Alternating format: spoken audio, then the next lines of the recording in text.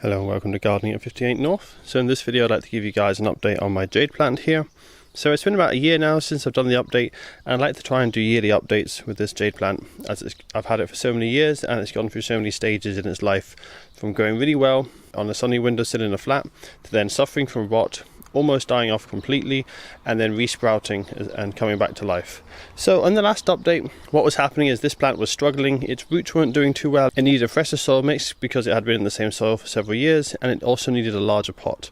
So it's been a year now since I transplanted it, and as you can see, it's looking a lot better than it did in the previous update, but this was actually looking much better at the end of last summer. So after I repotted it, what happened is this grew lots of new shoots.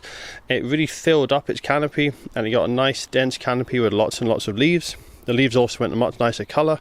In the previous update it was a bit more of a kind of reddish colour, and the leaves have got a nicer green. Then it did okay over most of winter, but then towards the end of winter it got a little bit stressed, but not as bad as previous years. Basically I have this in my conservatory, and it goes through a little bit of cold stress because I can't afford to keep the conservatory really warm over winter. I can only keep it frost free, so it goes down to about 5 degrees Celsius, and that stressed this jade plant out. It started to lose a few leaves and get a few damaged bits to the leaves as well. Then in spring it started to recover with the warmer temperatures, but then we had some rather strange weather, so I started watering it more as it was really thirsty. We had some really hot weather in May, and when jade plants grow in the summertime, they're actually quite thirsty plants. Where they come from in South Africa, they get a lot of rainfall in the summer when it's hot, and in winter it's very dry and it's colder, so they can take quite a lot of water in the summer as long as you allow them to dry out slightly in between waterings. So I started watering it lots in its summer routine in May when we had that nice warm weather.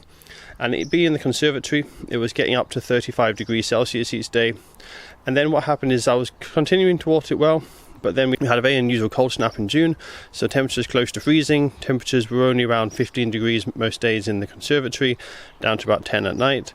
And so this then suffered from overwatering. I stopped watering as soon as the cooler weather came, but because I'd watered it on a really hot day and the next day was really cold, it then just kind of stayed wet for quite a long time, and then it started to really suffer.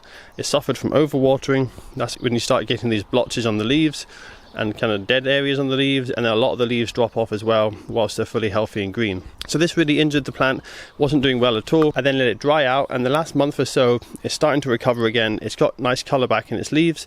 That's often a good way to tell how healthy your jade plant is. If it's got kind of reddish leaves, it's not doing too well.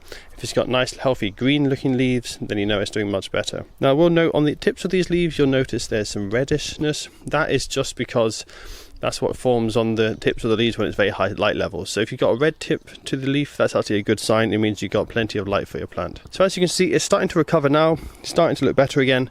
Hopefully over the rest of the summer we'll get some warmer weather, and it will put on a lot of growth, and it will then hopefully look really full again like it did last summer. It will continue to grow bigger, but generally it's doing okay now, and it's starting to recover. So I'm quite happy with how it's looking.